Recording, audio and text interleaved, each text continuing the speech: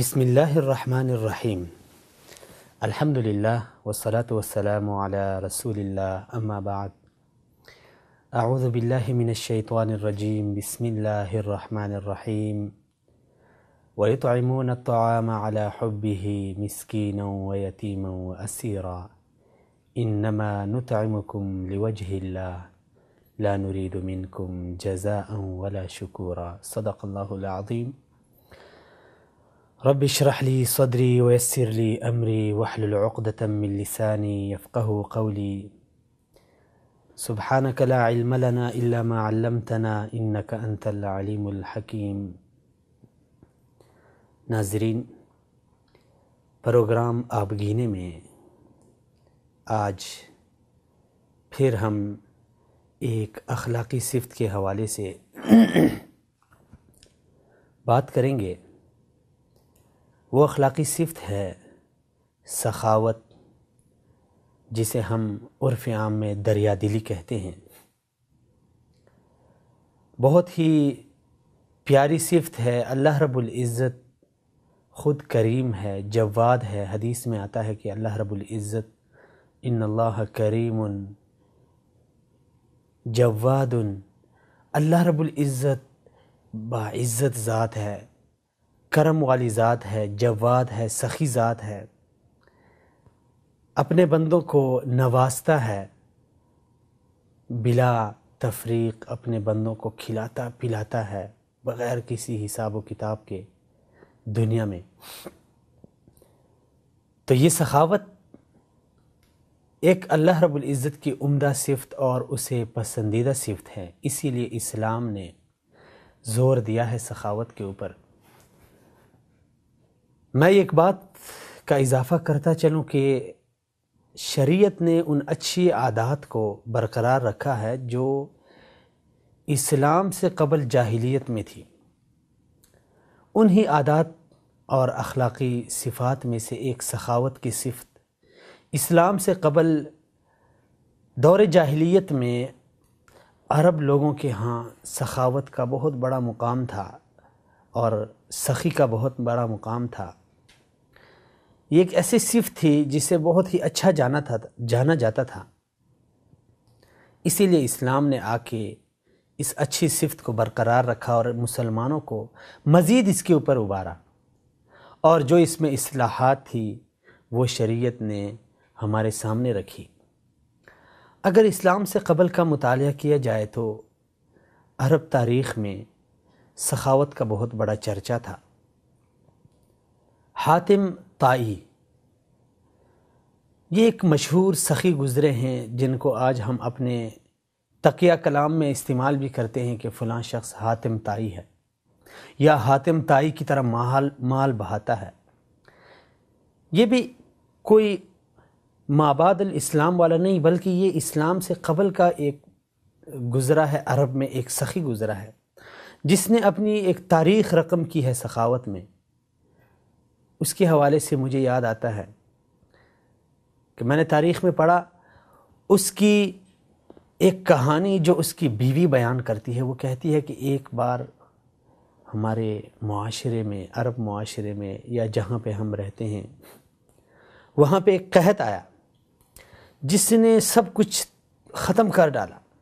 لوگوں کے پاس کھانے کے لیے کچھ نہیں ہے، پینے کے لیے کچھ نہیں ہے۔ کہتی ہے کہ ہم پہ بھی ایک ایسا دور آیا کہ ہمارے پاس کھانے کا کچھ نہیں تھا، پینے کے لیے کچھ نہیں تھا۔ ایک رات بچوں کو اتنی بھوک لگی کہ بھوک سے وہ تلملا رہے ہیں۔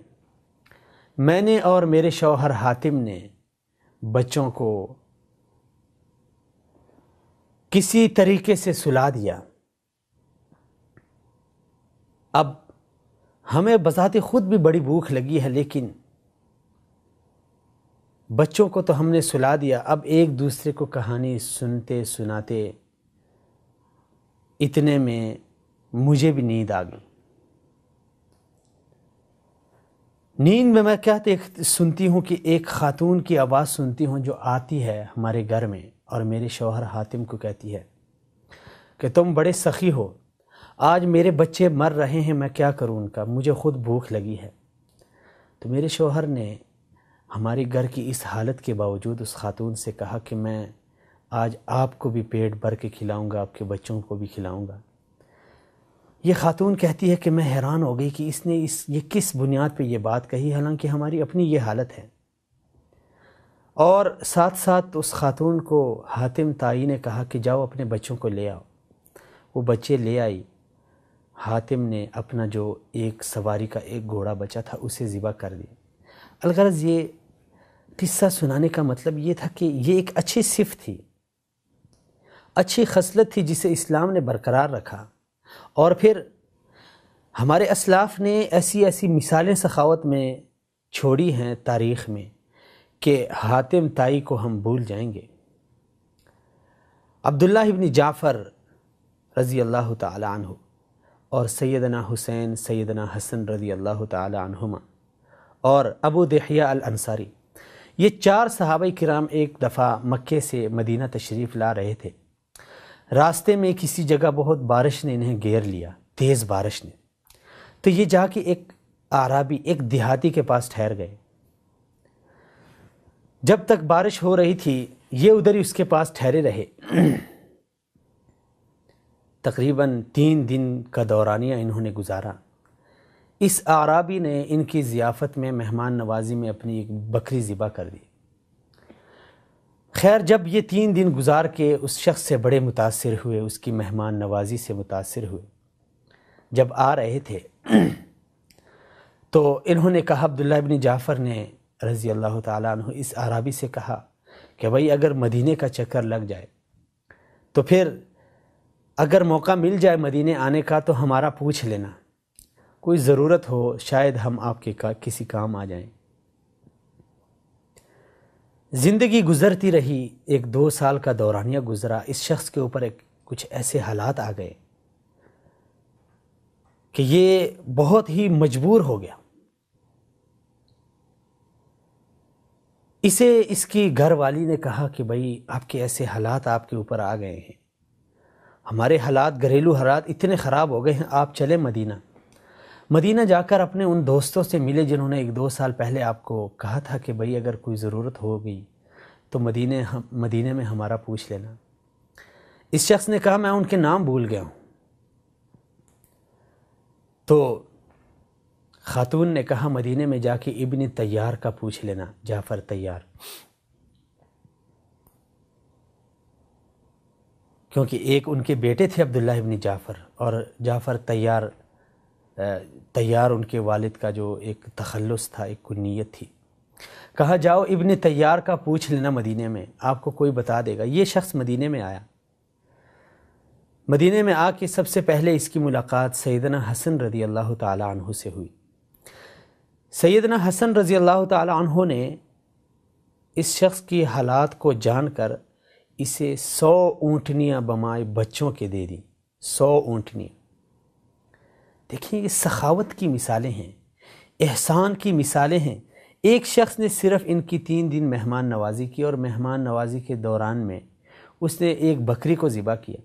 لیکن دوسری طرف وہی شخص جب مجبور ہوتا ہے تو ہمارے اسلاف دیکھیں، حضرت سیدنا حسن رضی اللہ تعالی عنہ نے انہیں 100 اونٹنیاں بمائے بچوں کے دے دی۔ پھر ان کے بعد سیدنا حسین سے ملاقات ہو گئی۔ سیدنا حسین نے کہا رضی اللہ تعالیٰ عنہ کہ بھائی ابو محمد نے اونٹنیوں میں ہم سے سبقت لے گئے ہیں۔ انہوں نے 1000 بکریاں دے دی۔ اور پھر جب حضرت عبداللہ ابن جعفر سے ملاقات ہو گئی تو انہوں نے کہا بھائی بکریاں اور اونٹنیاں تو آپ کو مل گئی ہیں۔ انہوں نے 1 لاکھ درہم دیا ان کو۔ اور جب سیدنا ابو دحیہ الانصاری رضی اللہ تعالیٰ عنہ سے ملاقات ہوئی تو انہوں نے کہا کہ بھئی میرے پاس تو اتنی گنجائش نہیں ہے جتنے میرے بھائیوں نے آپ کو نوازا ہے، بہرکیف آپ اونٹوں کو لے آئیں، میں ان کو، میرے پاس کھجوریں کافی ساری، میں وہ لاد کے آپ کو دے دوں۔ سنانے کا مقصد یہ تھا کہ ہماری تاریخ سخاوت سے بری گزری ہے، بری پڑی ہے۔ ہمارے اسلاف نے ایسی ایسی مثالیں قائم کی۔ ہمارے رسول اکرم صلی اللہ علیہ وسلم کے بارے میں آتا ہے کہ نبی علیہ السلام سے جب بھی کسی چیز کا سوال ہوتا، جب بھی کوئی چیز مانگی جاتی تو نبی علیہ السلام اسی وقت دے دیتے تھے۔ سخاوت میں آپ صلی اللہ علیہ وسلم کی مثال ہی نہیں تھی۔ اور پھر سیدہ عائشہ رضی اللہ تعالی عنہ بیان کرتی ہیں کہ خاص کر رمضان میں تو آپ صلی اللہ علیہ وسلم تیز ہوا سے بھی زیادہ، یعنی اتنے زیادہ سخی ہوتے تھے جس طرح تیز ہوا چلتی ہے اور سب کچھ لے کے چلتی ہے، اسی طرح آپ صلی اللہ علیہ وسلم سب کچھ اللہ کے راستے میں دیتے تھے۔ اور سیدنا ابو بکر صدیق رضی اللہ تعالیٰ عنہ، سیدنا عمر فاروق جنہوں نے اپنے گھر کے سارا مال، آدھا مال لا کے اللہ کے راستے میں قربان کر دیا، یتیموں کے اوپر خرچ کرتے تھے، بیواؤں کے اوپر خرچ کرتے تھے، معاشرے میں خرچ کرتے تھے۔ اور رسول اکرم صلی اللہ علیہ وسلم، جس طرح میں نے پہلے عرض کیا کہ جب بھی کوئی چیز مانگی جاتی آپ صلی اللہ علیہ وسلم اسی ٹائم دے دیا کرتے تھے۔ وہی ایک جبے کا ایک مشہور قصہ کہ ایک نیک خاتون نے رسول اکرم صلی اللہ علیہ وسلم کے لیے اپنے ہاتھ سے ایک جبہ بنایا۔ نبی علیہ السلام کو اس کی حاجت بھی تھی، جب وہ پہنا تو ان کو اچھا بھی لگا، لیکن جیسے ہی آپ صلی اللہ علیہ وسلم کے جسم مبارک پہ وہ جبہ ایک صحابی نے دیکھا تو کہنے لگے، یا رسول اللہ، لگتا تو بہت اچھا ہے لیکن یہ مجھے دے دیں۔ نبی صلی اللہ علیہ وسلم نے اسی وقت اتار کے دے دیا۔ ایک نہیں بلکہ کئی مثالیں ہیں۔ ہماری اسلامی تعلیمات ہمیں یہ سکھاتی ہے کہ اپنے اندر دل پیدا کریں، معاشرے کی غربت، معاشرے کی بھوک، معاشرے کی پیاس کا احساس کریں، اپنے غریبوں کا احساس کریں، رشتہ داروں کا احساس کریں۔ اور یہ بھی بتاؤں کہ رسول اکرم صلی اللہ علیہ وسلم نے فرمایا کہ بہترین صدقہ وہ ہے جو بندہ اپنے اہل و عیال پہ خرچ کرتا ہے، اپنے بیوی بچوں پہ خرچ کریں، اپنے رشتہ داروں پہ خرچ کریں۔ اللہ رب العزت بذات خود ایک سخی ذات ہے اور سخاوت اسے پسند ہے۔ اور یہ بھی ہے ایک اٹل حقیقت ہے کہ نبی علیہ السلام نے فرمایا کہ صدقہ، سخاوت یہ مال کو کم نہیں کرتا بلکہ اس سے مال بڑھتا ہے۔ تو اسی لیے یہ ایک اچھی صفت ہے، اخلاقی صفت ہے۔ معاشرے میں اس کی وجہ سے الفت پیدا ہوتی ہے، محبت پیدا ہوتی ہے، رشتہ داریاں قائم رہتی ہیں، غریبوں کی غربت ختم ہوتی ہے، یتیموں کا احساس ختم ہوتا ہے، ان کو اپنے والدین کا احساس کم ہونے لگتا ہے۔ اور اس سے بڑی کیا خوشی ہوگی کہ جب آپ کسی کی خوشی، کسی کی غمی میں اس کا ساتھ دے دیں، اس کو اپنی غربت کا احساس نہ ہونے دیں، اس کو اپنی یتیمی کا احساس نہ ہونے دیں۔ بہت بڑی بات ہے کسی کا دل جیتنا۔ اس لیے اسلامی تعلیمات جو خاص کر خصوصاً جن کا تعلق اخلاقیات سے ہے، وہ کسی بھی صورت میں ہوں، سخاوت کی صورت میں ہوں، سچائی کی صورت میں ہوں، درگزر کی صورت میں ہوں، معاف کرنے کی، یہ جتنی بھی اخلاقی صفات ہے، اس سے معاشرے میں محبت پیدا ہوتی ہے۔ اسی لیے اگر ہمارے معاشرے میں ہم دیکھتے ہیں کہ محبت، الفت نہیں ہے تو ہمیں یہ اسلامی تعلیمات اپنانی ہوگی، تب جا کے اللہ رب العزت ہمارے معاشرے میں، ہمارے گھروں میں، ہمارے خاندان میں محبت اور الفت کی فضا قائم کرے گا۔ اللہ کریم سے دعا ہے اللہ ہمیں یہ اچھی صفات اپنانے کی توفیق عطا فرمائے۔ اقول قولی ھذا استغفر اللہ لی ولکم ولسائر المسلمین فاستغفروہ انہ ھو الغفور الرحیم۔ اگلے پروگرام میں دوبارہ سے ملاقات ہوگی، تب تک کے لیے السلام علیکم ورحمۃ اللہ وبرکاتہ۔